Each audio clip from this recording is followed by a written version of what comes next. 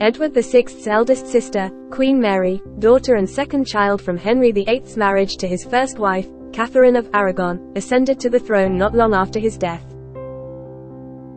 Mary's quest to the throne was not an easy one. Allegedly, Edward would name his cousin, Lady Jane Grey, as his heir, and Jane would sit on the throne for 9 days, making her the shortest English monarch in history.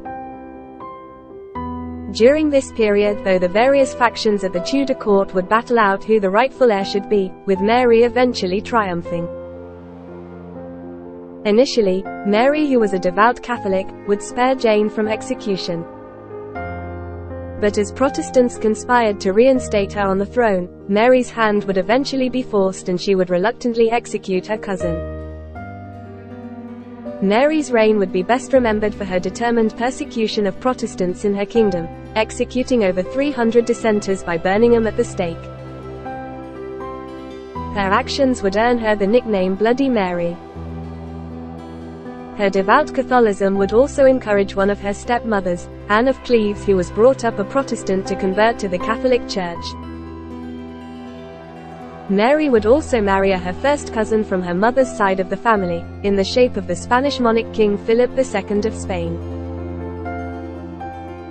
The marriage would not be an eventful one. Firstly, Mary and Philip would not produce an heir to the Tudor and Spanish throne, with Mary suffering from multiple phantom pregnancies. Also, politically, during the marriage, Philip would lose the long-time foothold England had in France at the port town of Calais. Mary's reign on the throne would also be short, lasting only 5 years. She would pass away in 1558 without an heir, leaving the throne to her last surviving sibling Elizabeth.